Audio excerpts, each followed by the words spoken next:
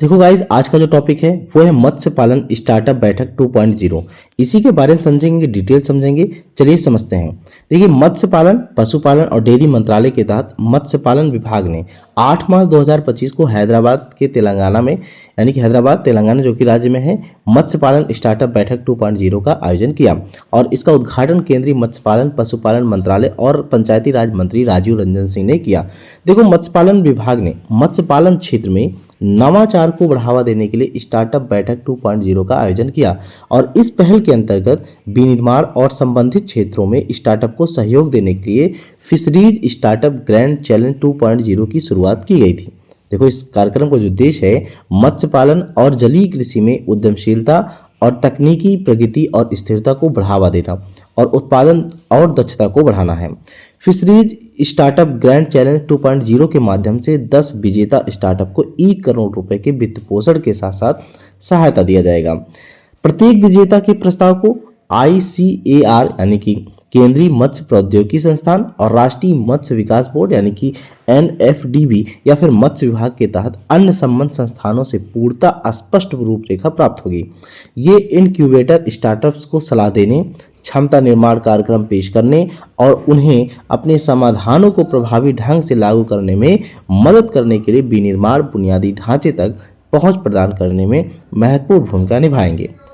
प्रधानमंत्री मत्स्य संपदा योजना यानी कि PMMKSSY के लाभों तक पहुंच का विस्तार करने के लिए मत्स्य पालन स्टार्टअप बैठक 2.0 के दौरान NFDP मोबाइल एप्लीकेशन भी शुरू किया गया है, जिसका शुभारंभ राजीव रंजन सिंह ने किया है।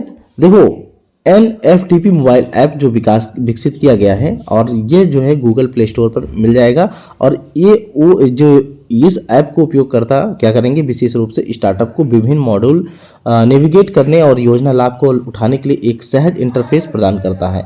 प्रधानमंत्री मत्स्य समृद्धि सह योजना के तहत विकसित है और NFDP मछुआरों, मछली किसानों, विक्रेताओं और प्रोसेसर के लिए डिजिटल कार्य पहचान बनाने के लिए एक मंच के रूप में कार्य करता है, जिससे औपचारिक वित्तीय और कल्याण प्रणालियों के निर्बाध एकीकरण में सक्षम होते हैं।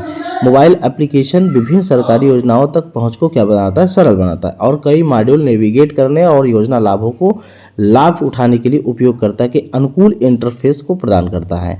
NFDP मोबाइल ऐप ने डिजिटल पंजीकरण को सक्षम करके और PMMKSSY योजना, वित्तीय सहायता, बीमा और प्रशिक्षण कार्यक्रमों तक पहुंच प्रदान करके मत्स्य पालन क्षेत्र को बदल दिया है।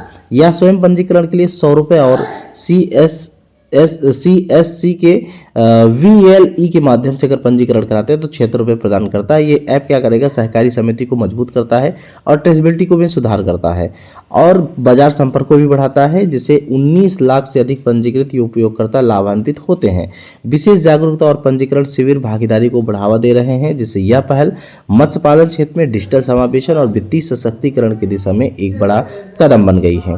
देखो, भारत का मत्स्य पालन और जलीय कृषि क्षेत्र 3 करोड़ आजीविकाओं को बनाए रखा हुआ है, जो मूल श्रृंखला में रोजगार को बढ़ावा देता है। 2015 से सरकार ने लगातार विकास को बढ़ावा देने के लिए विभिन्न पहल और योजनाओं के माध्यम से 38,572 करोड़ रुपए का निवेश किया है। इससे क्या होगा, तीव्र विस्तार होता है और 300 से अधिक मत्स्य पालन स्टार्टअप को भी बढ़ावा दिया है, जो ब्लॉकचेन, IoT और AI का लाभ उठाकर नवीन व्यावसायिक रूप से व्यवहार समाधान विकसित कर रहे हैं, जो उत्पादन बढ़ाते हैं, ट्रेसेबिलिटी सुनिश्चित करते हैं और मूल्य श्रृंखला दक्षता में सुधार करते हैं।